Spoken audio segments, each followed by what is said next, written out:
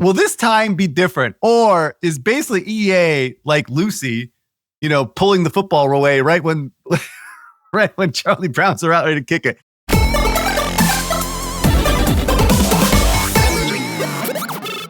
Stay ahead of the competition with Sensor Tower, the trusted source for mobile marketing intelligence. Whether you're tracking trends, benchmarking performance, or scouting the next big hit, Sensor Tower delivers the data that drives strategy. Dominate the charts with Sensor Tower. Game devs.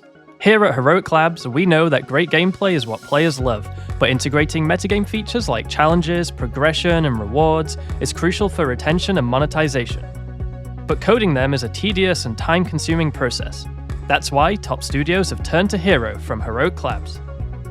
Hero provides a complete suite of battle-tested metagame features that are quick to implement, letting you spend more time on the core gameplay experience. Ready to ship fully featured, engaging games? Check out Hero today at heroiclabs.com. Hello and welcome to This Week in Games 344. I'm Jen Donahoe. I do marketing things on the podcast. Today we have Eric Kress, strategy and investing. Phil, Jesus Christ, dude. Oh, man. I thought he needs Mishka a was special second introduction. chair. He needs All right, Phil like we have a fucking Phil script. Black. I know. Who needs a script? This is a scripted podcast. I've been an actor on the show a long time. Like get you Phoning it in. something in the chair. Phil Black, monetizations are. Mishka, founder whisperer. All right, we have a lot on the list today. So Tencent's Horizon knockoff, I don't even know how to say the light of Mori, whatever that name of that game is. They've done some updates to its Steam page to be less of a knockoff, but actually wait till you see what Moon Active, they're picking right where Tencent left off with direct inspiration. So they have 3 new games in early stages. They're taking on Monopoly Go, Whole.io, and Zen Match. There's a new Newzoo report, say that 3 times fast, on regional revenue, players, and payers. AppLovin's is still on fire as they announced their Q2 earnings. Ad revenue is up 77%. Duolingo buys a game studio. It's another excuse for us to talk about Supercell. Thank you, Mishka. Playtika bumps up their D2C rev share target to 40%, even though they're only reporting 25% right now. Nintendo launches My Mario, product for babies and toddlers, and I absolutely hate it. I think I'm going to disagree with most people, but I have a reason why. And our big topic today is Battlefield 6, which is putting up great numbers, great buzz. Lots to go over there. But first... Go Sweden. Woo! Go Sweden. Yeah, finally. Of course Rise. it's not made by DICE anymore. That's why it's successful. Rise from Midsummer. Anyway, I am out for the next 2 weeks. Maybe only one. We'll see. But I'm headed to Philadelphia to take my daughter to college, which I have to admit is hitting me hard these days. Something about daughters, maybe. I don't know. But I think she's been ready since she was fucking 11. And she has not been the easiest child by an absolute long shot, but it is going to be weird not having her around. And so again, it gets me thinking about things in general. And this is my 4th midlife crisis. I think I've had more than most, but these are all very typical. I'm not unique in this thing at all, right? My first was when I was at Kabam and I was in my mid 40s and it was the classic. It's what the fuck? I'm spending all this money on private education. What about me? And so like the douche that I am, I went out and bought a Porsche, right? And just drove around like a douche, so very classic, right? The second was my second year at Gossamer, where I had that classic feeling of imposter syndrome, what is my value, et cetera, et cetera, et cetera. And frankly, the podcast kind of helped me get out of that kind of rut, it gave me something else to do and I kind of moved forward with other things, fix that thing, right? The third was a huge one, 49, right? Probably the hardest one to date was some family health scares. And I just had to get my fat ass back into the gym and get in shape because I got freaked out about dying, that sort of thing. Very typical. But I think this one's the hardest than the rest. And I think I know why. It's very existential, right? Like this feeling of completion of some sort. Something is actually coming to an end. And really is not clear what's next when my daughter leaves.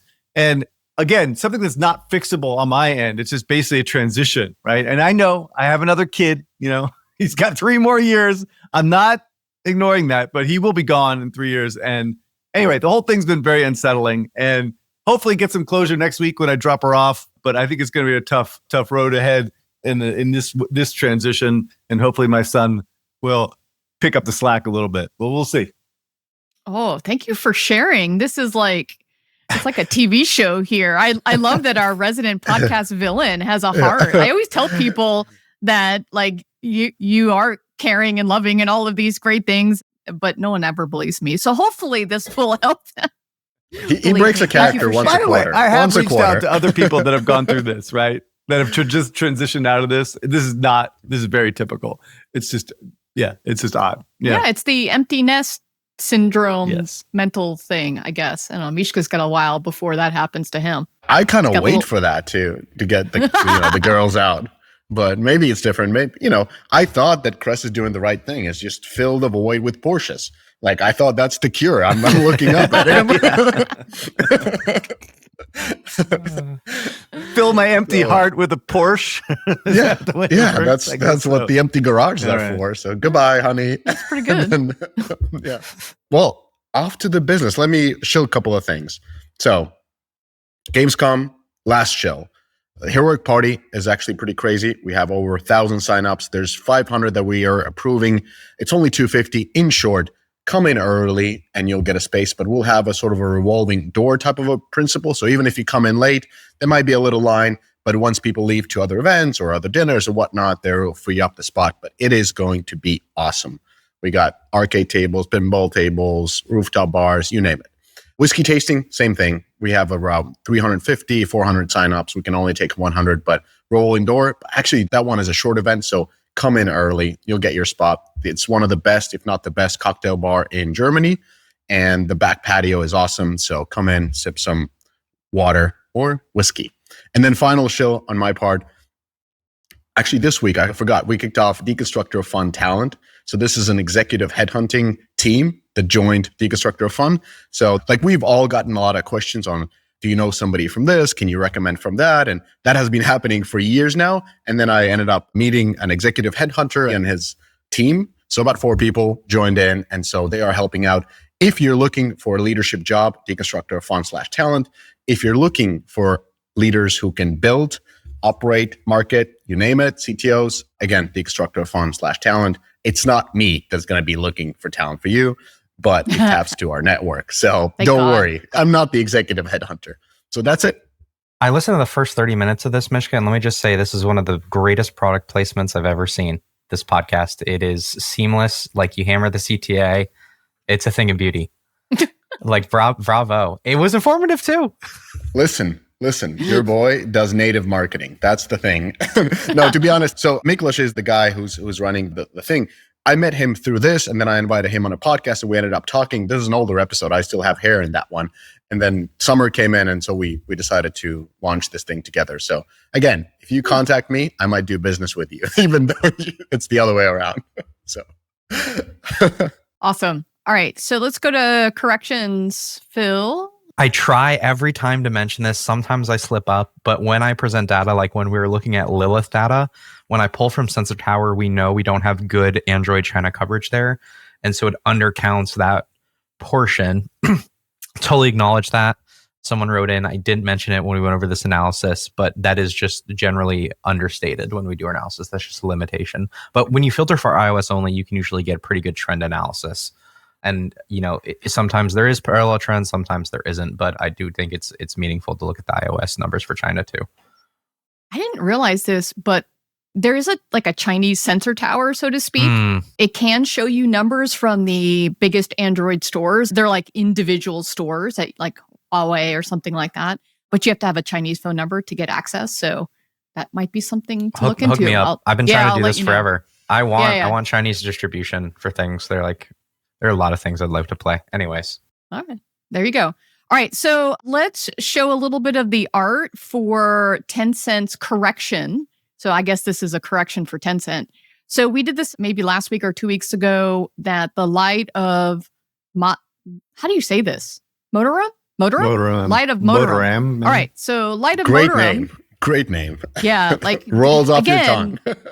Yeah, public service announcement. If you can't say it, it should not be the name of your game because you cannot get word of mouth. Anyway, so this game looked incredibly similar to Horizon. In fact, Sony filed a lawsuit against Tencent on this game. The store page for the Light of Motorim was quietly updated to be very, very differentiated from the traditional assets. So, Kress, I think you were right. We were saying if Tencent didn't preemptively make these changes, they would probably have been forced to. This is kind of them saying, all right, I guess we should probably make a little bit of an effort here. Cool. Okay. Thoughts? Yeah. No, I mean, yeah. I mean, this makes sense. This just eliminates the drama potentially. Yeah, it's just why not? Yeah. And then later on, some of the screenshots that Mishka has for the Moon Active games, that's really, really egregious. I'm like, oh, guys, you should, take anything that is not bolted to the floor. Just take it. Good artist copy, great artist steal. Oh, yeah. I guess. Magnificent artist laminate. I don't know. All right, so let's move on to the new Newzoo report, and it is called Unlocked Games Revenue, Player Behavior and Payment Trends in the West. So they seem to cover spending on games across all platforms, digital and physical, including subscriptions like Xbox Game Pass. It does not include hardware. And it was also mobile and console and PC. So the first slide is really showing that almost half of global spend is North America and Europe, with only about 20% of the players. And so these are kind of things we know. Kress, you often say, let me just use US or tier 1, which is basically North America and Europe, as a proxy. So from a spend standpoint, it's about half of the global spend across all platforms. And mobile, I think it's a little bit more. So then on the spend side of things, the global games market is going to hit $189 billion in 2025. So North America is about half of that, what I just mentioned. So players on the second slide was 20%. What's crazy is North America is only about 7% of players. Just so small. Europe was 13%. And then the trends for this, just showing that it's relatively flat. So what you have showing right now is that the North America spend per payer is number one, and that's about 2.5 times more than the second region, which is Europe. So basically, it says, for North America, about $325 annually per payer versus $125 per European payer. So remember that this is also revenue across all platforms. So just really interesting numbers. I think we all kind of intrinsically know this, but the trends look pretty flat in terms of any growth in this, though. I keep reemphasizing this, and every time I do any analysis or do any consulting around, what's the TAM for games that are made in the West? It's like you basically take out half the business, right? Because Asia is irrelevant for most games that are built in the West. The mobile thing is 95% of revenues in Asia is driven by Asian developers, right? So That's not a market that's viable. And then you look at the US versus Europe, and as you can see from this kind of analysis, is that it's basically primarily the US that's driving it. So if you build games for the US market, then Europe will likely follow, right? So you're basically looking at what's successful in US. And if you look at US specifically, it's much easier to get trends and to get viable genres and subgenres, et cetera. And it takes out all the noise of the rest of the world from a downloads perspective and other things. And so anyway, that's kind of the typical way I look at them. I've been looking at the market for decades. Yeah. And this slide, which shows growth almost flat for the US, a little bit of growth in Europe, it basically means that you've got to build a deeper monetization well to find more revenue, because the amount or the number of payers isn't necessarily growing. That's why we're seeing, I think, all of these, we talk about all the time, these really deep hybrid casual games that are easy to pick up and play with deep monetization. Yeah, and this number seems overstated, though. 277. I mean, what's the population of the US? But Europe is the bigger one here, right? Yeah, this is the only graph where Europe is bigger and growing faster than the US, I believe. Yep. Yeah. Oh, that's interesting. Go Europe. All right. That makes sense. Yeah. No, this is just because poor regions tend to grow faster. No, but the overall market Yeah, size kind of is fast. like double. Oh, I and- see what you mean. The absolute Yeah. numbers here in terms of payers. Yeah. But that's also Don't why be the hating. revenue per user is so low in Europe, Yeah. right? Is because you have Yeah. a lot of like these You're got to be mixing. looky-loos. What the fuck are these guys spending on if it's the revenue so low? They divide up Western Europe and Eastern Europe, and you can see like Eastern Europe is like dragging down the ARPU quite a bit. But even if you cut away Eastern Europe, Western Europe's still only 170 per spender, per payer. This is exactly what we saw in the Roblox numbers, by the way. Remember we were looking at the quarterly earnings last time, average daily bookings per DAU. We could look at the United States. I think there was 4x as valuable. So this actually lines up, which gives me some confidence, right? If we're seeing these kind of multiples between regions. Yeah, it all intuitively makes sense, right? And back to the regional thing. If you don't take out Asia, then you start making fucking MOBAs, right? Yeah. That's what happens, right? You make MOBAs. It's like then you fail over and over again, right? No, I don't think they needed that, Eric, to make MOBAs. Focus on the US for fuck's sake. That's all I'm saying. They did have a chart in here that was genres by region.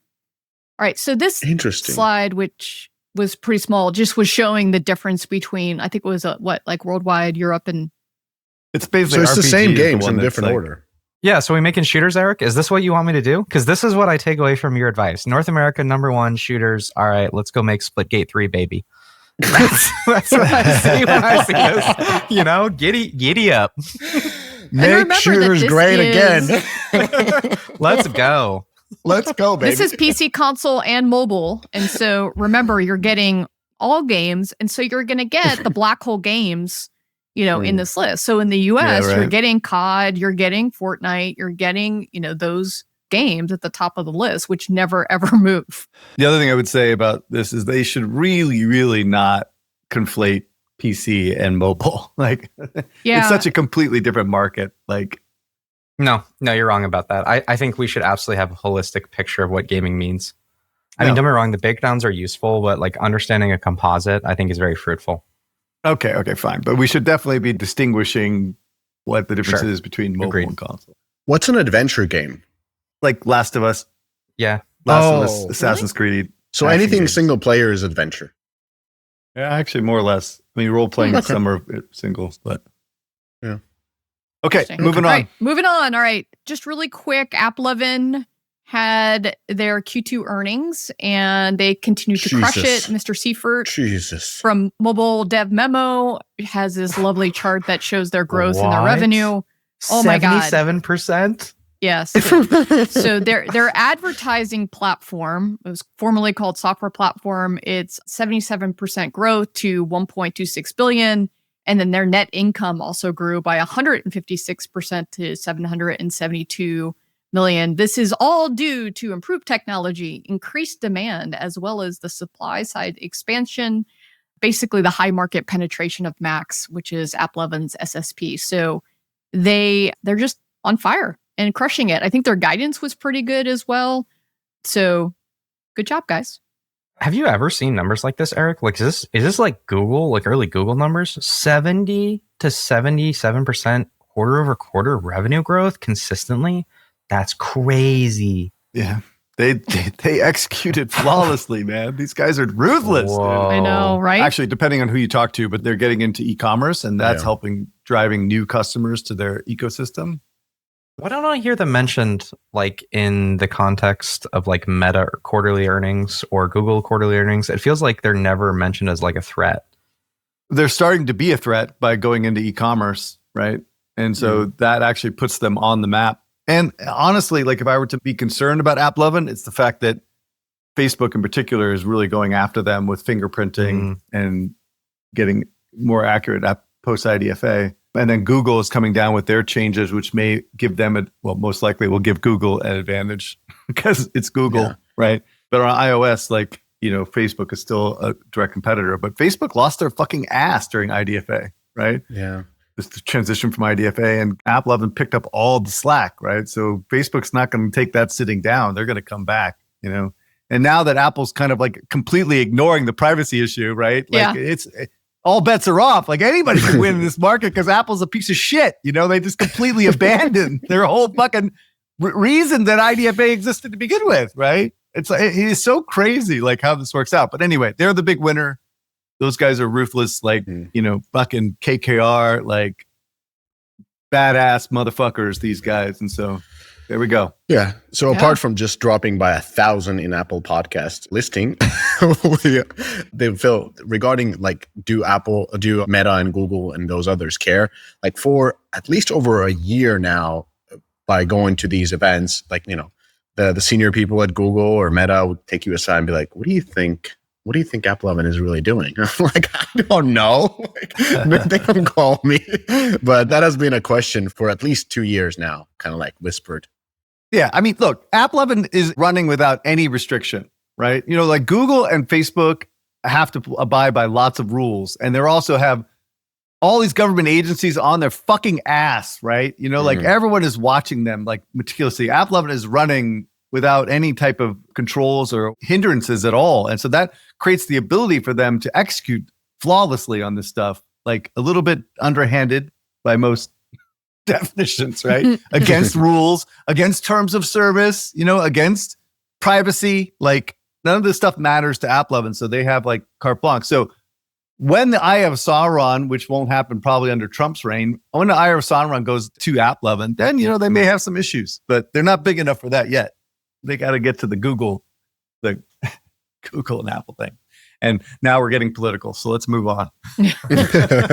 All right. Quick news here with the Diablo boss, Rod Ferguson, departs Blizzard. So Ferguson's been around for a long fucking time, dude. Like the guy is fucking G. And he is like literally, I think, the last OG guy left at Blizzard, right? And now he's leaving. Now everyone else is new since the Activision like really got aggressive with these guys. But he was a general manager for the Diablo franchise for the last 5 years. He did Diablo 2 Resurrected, Diablo Immortal, Diablo, which was a little bit controversial, obviously. Diablo 4, which did well, probably not as well as people had hoped, but did pretty well. And the expansion, Vessel of Hatred. He is OG. I actually met the guy. He's a really, really good guy, right? But from my understanding, this was always the plan. Like his job was to come in and fix Diablo and launch this game and move the fuck on, right? So that's what he is doing. And evidently, he is not retiring, despite his age and accomplishments. He's moving on to a new project, which he's not really saying what that is.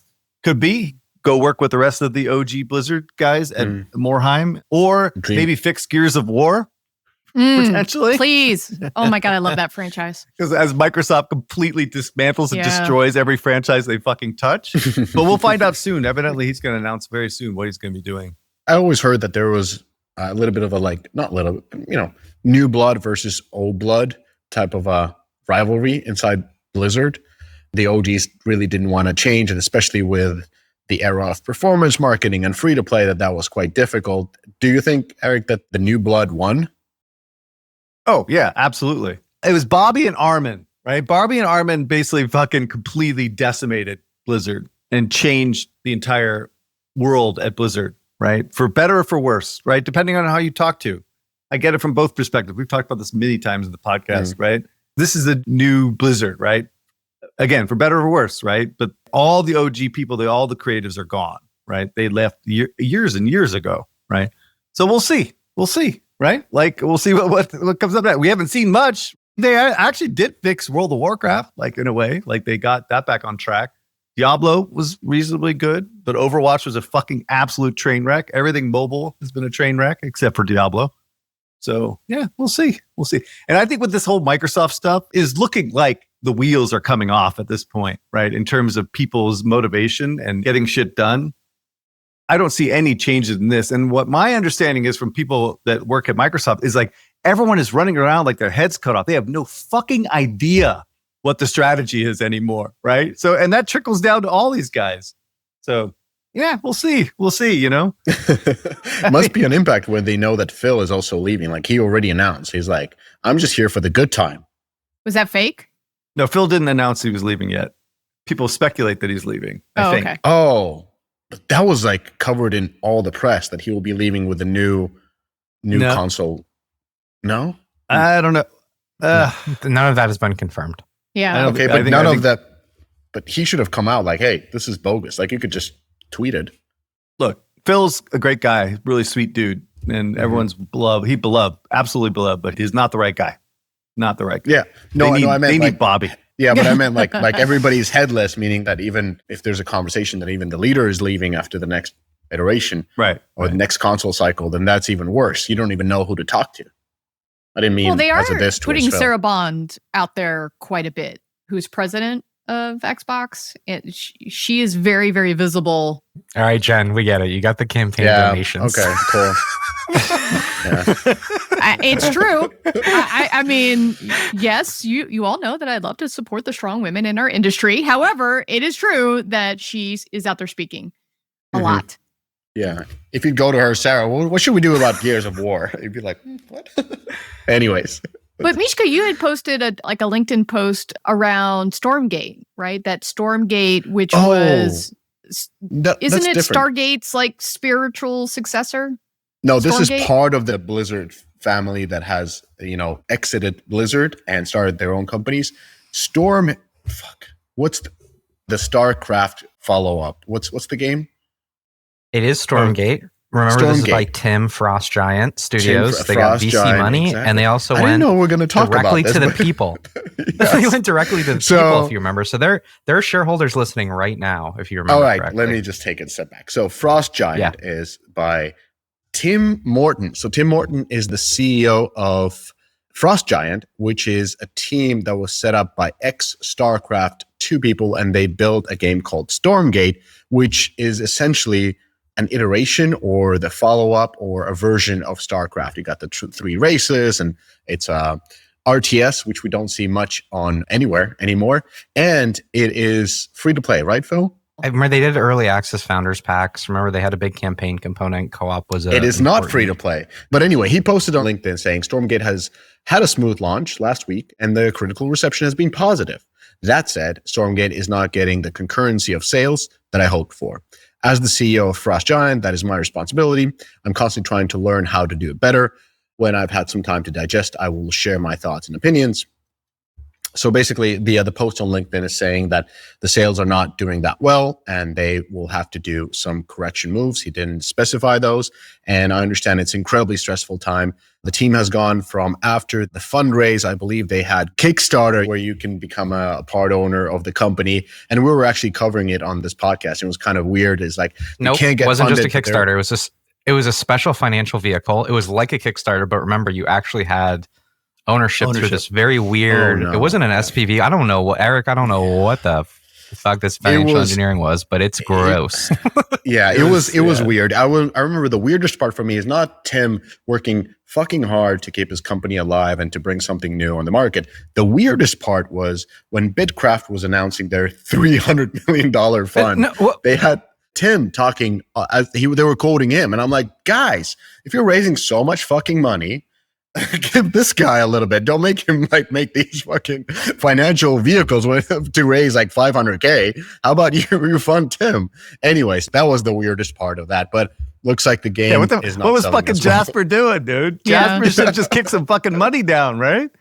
But he was like announcing 300 million, and then Tim was quoted multiple times, and I'm like, he's out there begging money from players for a game that hasn't even released. Like, I don't get it. Anyways, but I've heard all the good things about Tim, and I've heard that he works extremely hard and cares a lot. So it must be a stressful time for him as the game is not getting the reception that he wished for. All due respect to Tim, I really like the guy. I think he's like absolutely brilliant OG guy, but like building a RTS in this market right now is just, we talked about this ages ago. There was no product market fit at all. And only thing that made sense was go to the super core and charge a huge premium and try to do it that way to get like a few million people to get the game. And that he just didn't execute against the game. The game was just not of high enough quality to attract the audience that he needed to attract. So no, I don't agree with that. The thesis was weak. You have the right answer, the thread of right answer, but you're going after an RTS TAM, Eric. Will Robinson. You got to stop there. You're making RTS. This is like as bad as MOBAs. All right. If this isn't an execution issue, I mean, you're big fish, very tiny pond. Doesn't matter how good the execution is. Too small. I made the same argument. I know, Phil. I'm just trying to throw him a bone. You know? No. And I don't. The reason I don't want to throw him a bone is I do agree he's an extremely nice guy. I remember gave that incredible beatdown of Web3, if you remember. Yeah. Podcast. Oh yeah. Beforehand. That was great, But these founders don't choose ambitious enough theses. And we were just talking about the Blizzard OGs not surviving. This is literally an example of it, right? The next news article is exactly this.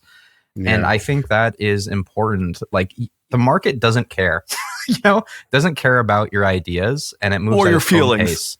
Or your feelings, right? And we were also talking about the Warcraft Rumble game, right? Which had 100 people on it a year later, right? You don't continue to throw capital into something like that. It doesn't have U-shapes like it does in HD. And I think that is very important.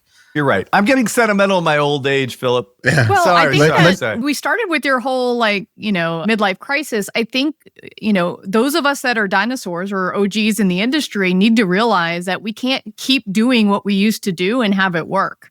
Like, the industry is moving on, and, genres that used to work don't work.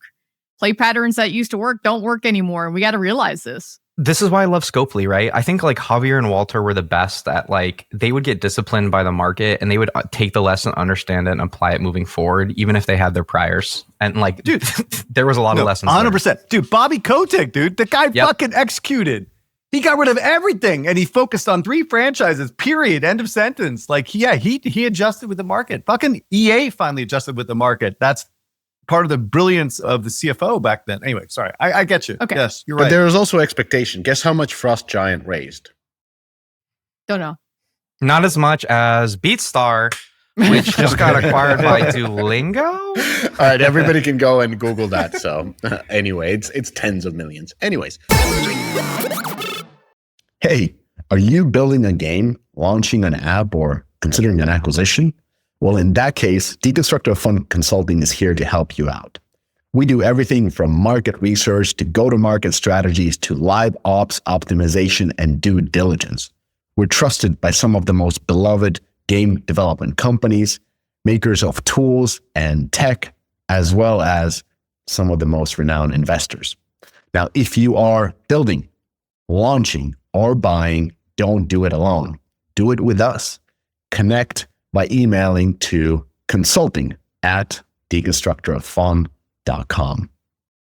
In today's hyper-competitive digital landscape, understanding your app's journey from discovery to download isn't just insightful, it's the difference between scaling and stagnating. Enter AppsFlyer, the undisputed leader in mobile attribution and marketing analytics. They've mastered the science of making every ad dollar work harder by revealing exactly where your players come from and how they interact with your app. Their platform transforms mountains of complex data into clear, actionable intelligence that separates winning campaigns from budget-draining experiments. And I know that many of the top game companies leverage AppsFlyer and are a key partner in their success. AppsFlyer, where your app's potential meets performance. Web stores. You've seen what good looks like, but have you seen great? AppCharge is the direct-to-consumer platform backed by the likes of Supercell and built by monetization pros from Moonactive, Playtika, Huge Games, and others, people who know the difference. AppCharge powers over $500 million in transaction a year for top studios, optimizing every detail. Deeply personalized web store offers custom-made design, industry-leading monetization features, in-game payments, SDK, and more. 70% of top grossing games already have a web store, but the ones scaling fastest, they're doing it with AppCharge. Learn more at appcharge.com.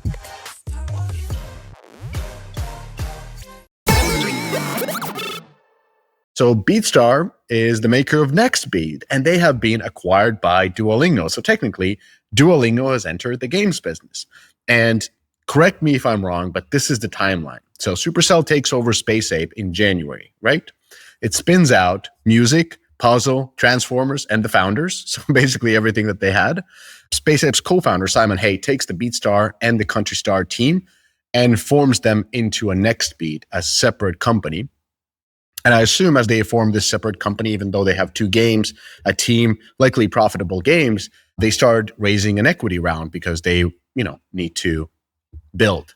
And I assume that Supercell wasn't, giving this out for free. So as it spins out, it probably had a portion of that company. And I assume that they went for a funding round, and that funding round rendered in a total acquisition of the entire team And congratulations to Supercell Investments. They got an exit. First, it was probably a little bit smaller than what they paid for Space Ape in 2017. But let's not talk about that, and let's congratulate BeatStar team, because I think this is a fantastic opportunity for them. I think we know that Duolingo is absolutely crushing it. Yes, their stock has been going down a little bit as of late, but what is it? Is it like a $12 billion or $14 billion company? 15. It is huge. 15? Wow. 15 now? Amazing. Yeah. That's 1/3 the size of EA. What is EA? 45, 40? Yeah. So it's amazing. It's based out of Pittsburgh, out of all the places. Pittsburgh. So interesting place to There's actually visit. good technical talent there. Just a I'm heads sure. up. There's a lot of engineering talent there. Yeah, a lot of great Steelers, a lot of universities. Penguins, and a a lot of Pirates. That's all I know. Aaron Rodgers. What's in Homeopathic boy. cures. Yeah. Sorry. And let's be honest, running a startup fucking sucks. And so luckily they had a very short journey on that. And I hope they knock their earnouts out the park with this one. So congratulations to the... First of all, let me just correct one thing. This obviously was not an acquisition. This was an acqui-hire of talent, right? I don't think that there was any premium paid or whatever. It just felt like they just acquired the team, right? Which is great for Simon, who is a friend of the podcast, by the way. Yeah, he's and great. it's also kind of this whole trend that fucking Bing was saying at GDC is now we're bringing more and more gaming talent into apps, right? And so this is like a trend, something to leverage your experience and skills and bring it to apps. And of course, Bing Gordon is on the board of Duolingo. So anyway, I think it's really a great opportunity for that group and that team and our friend Simon to see what he can do at Duolingo. Talking about games and apps and talent in games, Lee Horn. So you might remember this from Mountaintop Game. Like the latest update is actually about Spectre Divide. He also joined Duolingo just recently as Director of Product of Growth and Social, helping to develop the best education in the world and make it universally available. So it seems like Duolingo is really bringing on gaming talent and all sorts of gaming talent. So pretty interesting. All right. What else we got? Playtika eyes bullish. 40% direct to consumer revenue. If you remember, Playtika has been the company that's been leading when it comes to direct to consumer. And not only that, they report their numbers so we can get a good idea of what web store adoption is looking like. And so it's actually flat for Playtika. They've hovered around this 30%, and it's actually declined slightly. And I think this kind of covers up a lot of what's going on because their portfolio has also moved to more of a casual mix. So whereas they used to be getting 42% of their revenue from social casino, now they're only getting 29%, where the other share is coming from casual theme games. And if you remember, having lots of whales drives a lot of web store activity. We know that from surveys like 4X games, social casino games, all tend to have these mechanics. And not only that, Playtika runs a really amazing playbook when it comes to getting people onto direct to consumer. I think the cat's kind of out of the bag now, but they'll do things like send iPads with the Android store that they're connected to pre-installed. So when you go to make an IEP within the side of that Android app, it's still an in-app experience, but it's using their own payment rails. It's not even calling a web store. Again, it's a side-loaded app, which I think is really interesting stuff. So we'll see if they can get to this 40%. They may already be there in social casino. It's just the increase in casual is covering it up. But I think this is another check-in on whether or not you can get these numbers higher and higher and higher. Okay. Two things. One, their percentage of mix of casual is absolute bullshit because they put bingo in casual, dude. That's a casino game. By definition, fucking move that over. And they only did that for the visibility of it from the Wall Street perspective. Okay, that's first thing. Let me just do correction there because that is complete nonsense. The second thing is that despite their 40% direct to consumer strategy, their stock is at an all-time fucking low, dude. It is below $4, right? So this strategy is not resonating with investors. And you know what would resonate with investors? Fucking organic growth, right? Build a game, market a game, sell a game, and be profitable, right?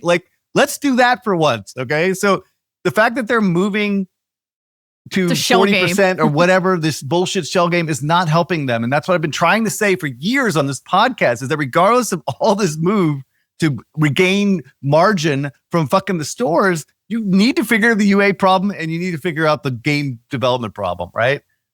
What makes it worse, too, is that margin doesn't just go to your bank account. It goes into the UA bank account. I just did a trends presentation for AWS last week. And one of the things that I talk about is that while everyone is super excited about this D2C, it's basically just a transfer from going to the app stores to going to the UA company. It literally is a transfer from Apple to AppLovin, dude.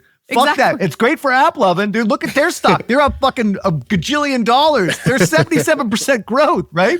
These guys are declining precipitously, right? Okay, and then the third thing is the direct-to-consumer model is actually broken in this business, right? The revenue mix is actually lower. They're actually declining in terms of revenue mix. And that's partially because of the Superplay acquisition. I get it, right?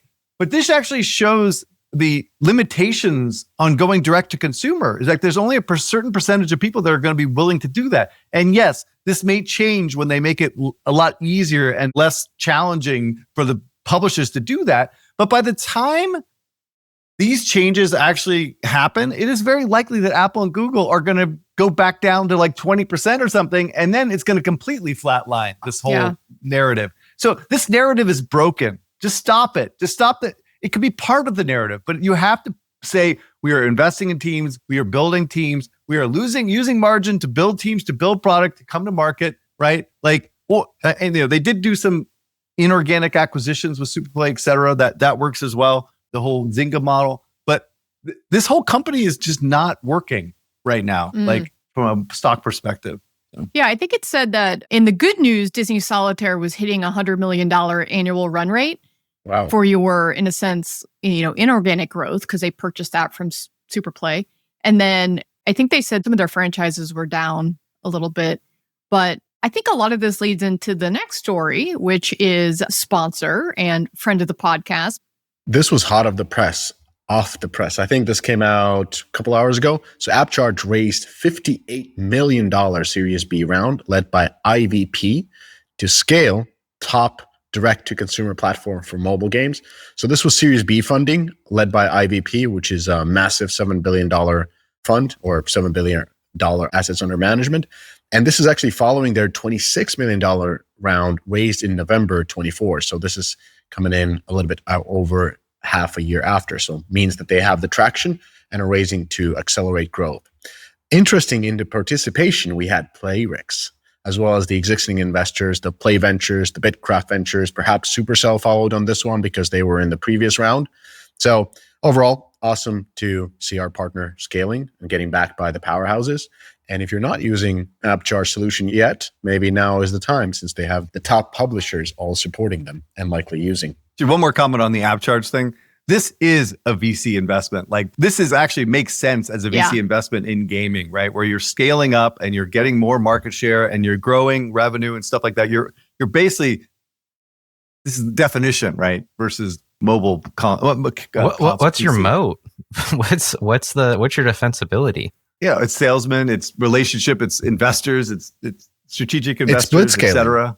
You're scaling to take over the marketplace. I'm not suggesting that this is going to be a home run for these guys. What I'm suggesting is that this makes a lot more sense of investing as an investment for a VC than believer. I mean, it's like, and of course, who's not on this list?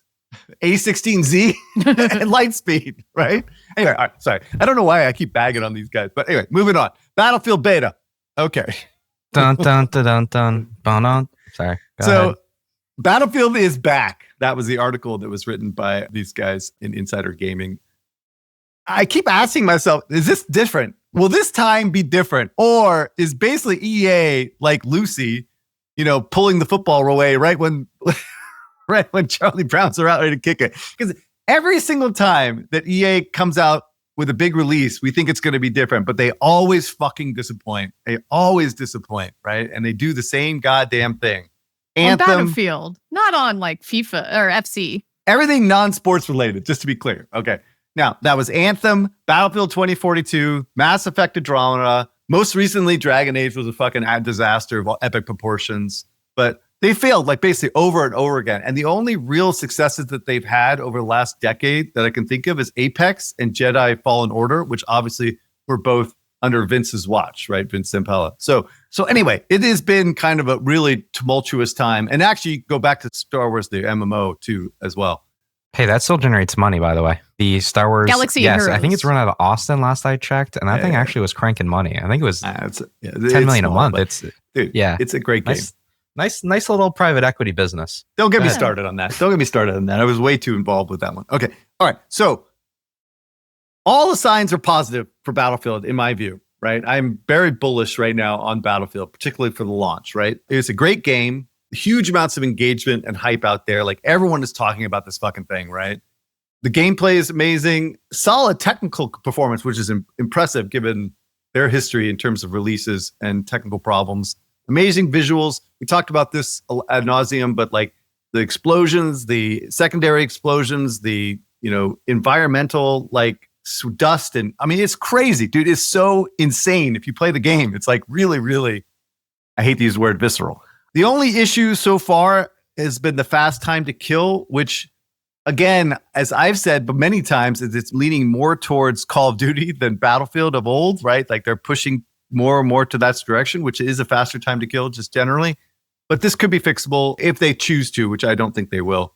And the big thing here is that Microsoft is really dropping the ball on Call of Duty this year, right? It's relatively clear that they are behind the 8 ball here. And clearly Battlefield is smoking them with the hype right now, right? Yep. Now, I don't think Call of Duty is going to drop dead, dude. Believe me, I don't. I think they will come back in the next few months and go big or go home and spend an enormous amount of money in order to promote Call of Duty. But I think Battlefield has gotten the zeitgeist and the interest of the consumer ahead of Call of Duty. And I think that puts them in a really good position. And so what I think is they should be able to do like 10 to 15 million units easy, right? I think they probably get north of that, which would be great.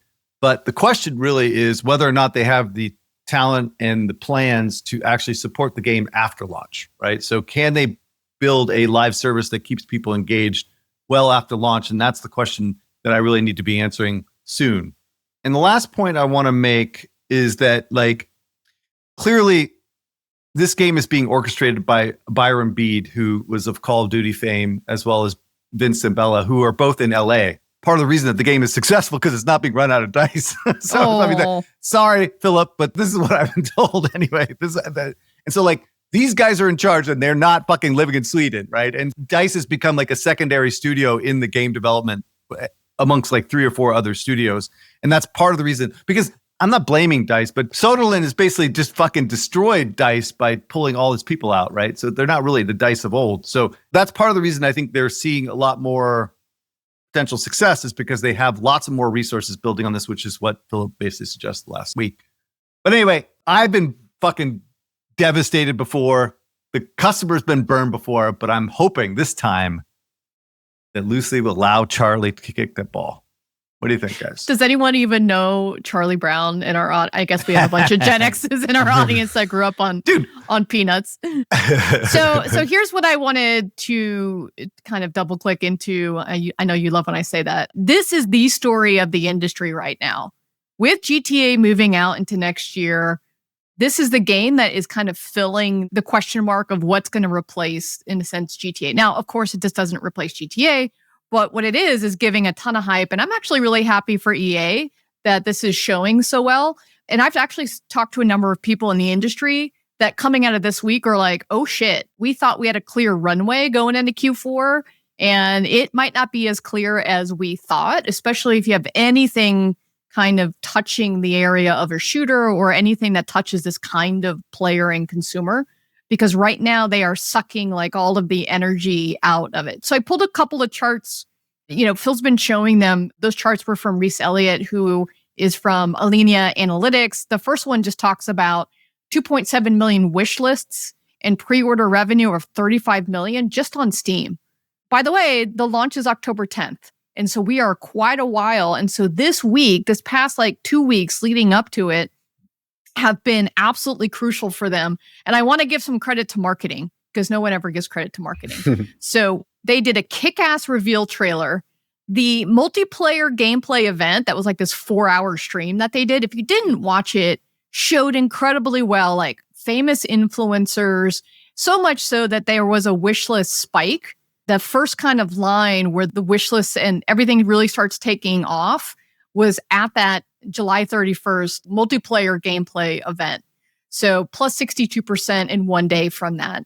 So the next image shows the just constant planned drumbeat of content from the marketing team. This is influencers, it's press, it's trailers, it's these deep dives, all of this going into this beta weekend, the second weekend of August. And then there's another beta coming this weekend. Here's what they've done so well. Kress, just like you said, the game is like doing amazing. It's checking the boxes. The assets are showing the USPs. I completely understand what I'm getting from this game as you look at any of these assets. The assets preemptively answer everything that you want to know about this game. The constant just drip of content, keeping the attention high, the wish list growing. I don't know if I've ever seen wish lists like up and to the right, like we've been seeing. Just going to the YouTube page every day or every other day is another massive trailer or support asset that just keeps that buzz really high. And so I wish Adam was here to talk about this, but Adam and I have been talking about this last couple months, which is your launch is not your launch anymore. Early access or these betas are your launch. And you have to start acting like it from the beginning, from a product standpoint and a marketing standpoint. And I think EA is really the first person to do this and do this really, really well. And the numbers are showing that this strategy is paying off. But Kress and Phil, I wanted to ask you about cheaters. So the crazy thing that seems to throw these shooters off is just what goes on with the cheaters. And I hate that this is kind of what it comes to. Is there any idea like how cheaters are starting to factor in? I know I saw a post from one of the designers who was like trying to address this fast to kill thing or any of the cheater stuff that's already coming up because the cheater will figure it out in the first weekend, and they did. Any thought? They're screwed. This has been an issue forever, and this will never be solved. Oh, God. But this is the PC thing, right? This is not a console thing as much, right? And the majority of the units will likely be sold on consoles. So it's like a vocal minority. People like talking about the majority of the units will be sold on consoles. Whoa, do we? Whoa, wait. We have Dice is a storied PC developer. It has huge legs on. But Call of Duty, PC. Call of Duty is like 80% console. 80%. That's fair when we think about unit sales. I would instead offer like, long tail CCU tends to be primarily from PC. Okay. And Battlefield 4 is also an interesting mix. But sorry, go ahead. This stuff is driven by console. My point is that the PC cheating is on PC, right? And so and so if you want experience without cheaters, then you go to console, right? And got it.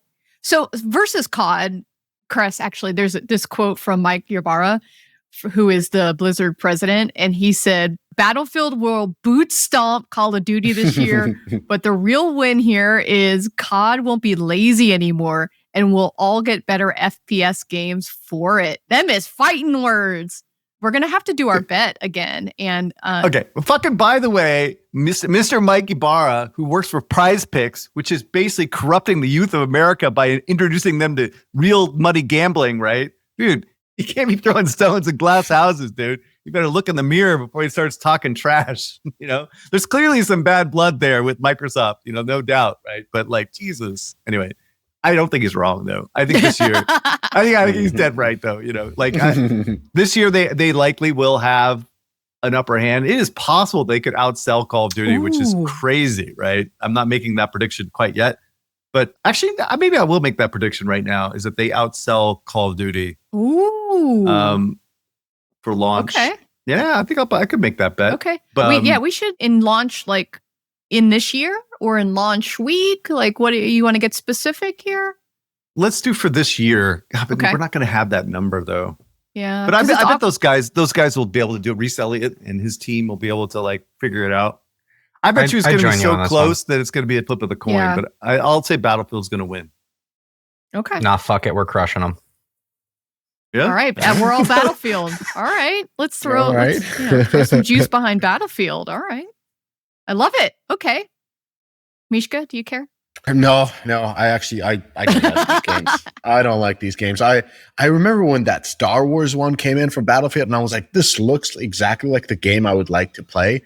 And I played it for a bit, and it is straight up, Battlefield. You just get smoked all the time. It's not fun at all. I don't understand. I don't enjoy those games. I like slower shooters, like wargaming shooters. That's a nice one. Battleships, something slow. Or robots. So one thing I will say is we are going to split out Battlefield into its own cast.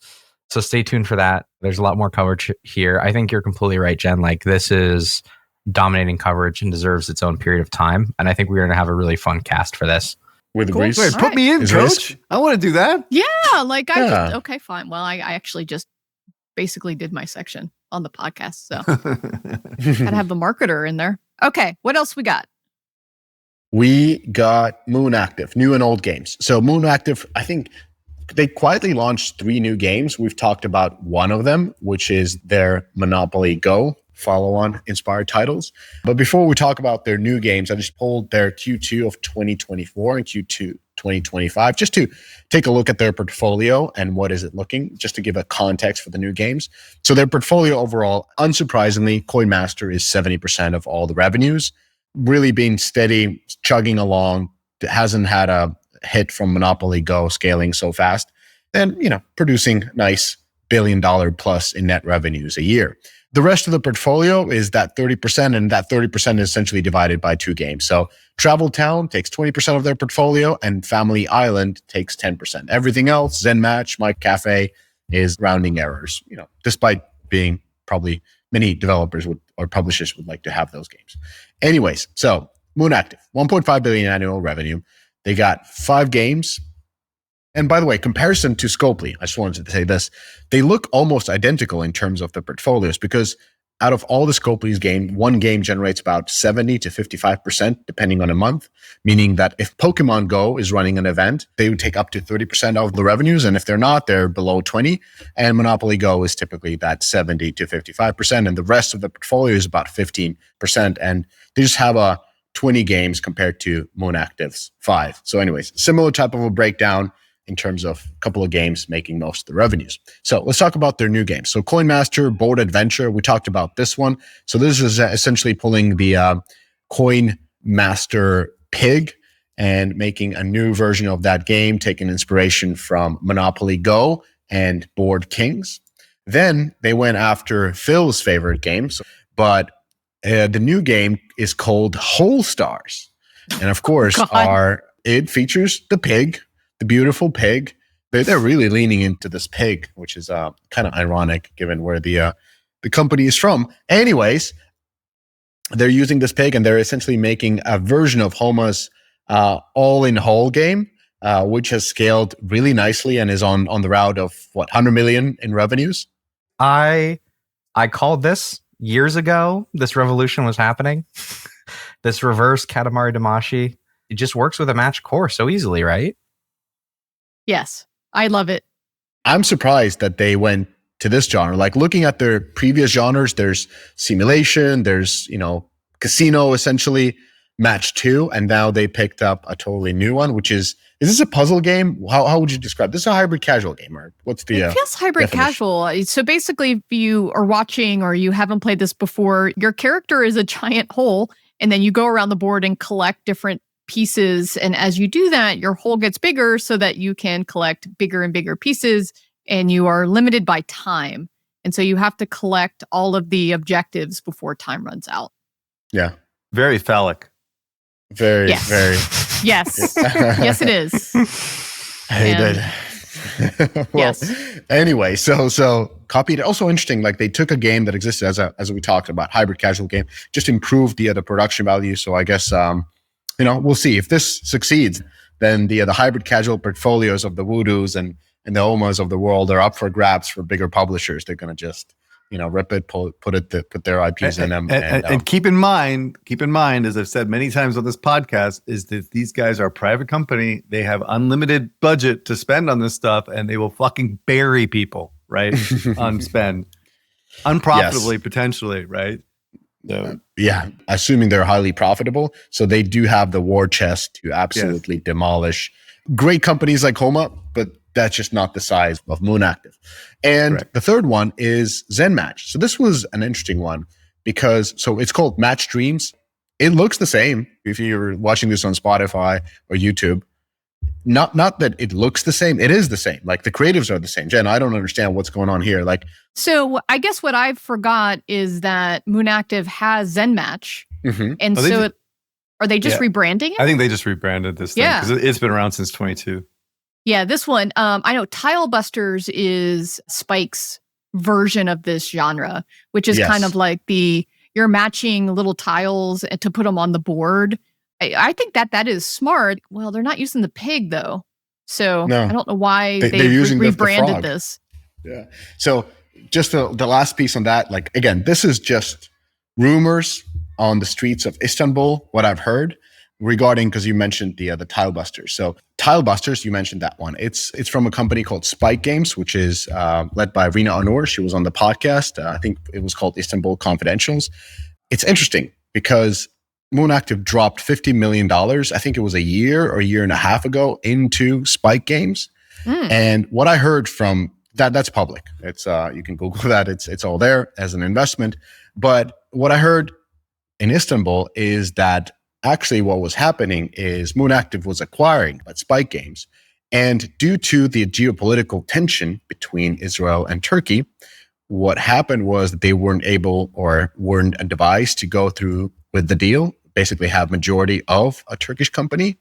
And instead of dumping, Spike Games and kind of just walking away from the deal after what I assume would be a longer due diligence and negotiation period and really a stressful time, especially for Spike Games, they ended up doing a minority investment of $50 million.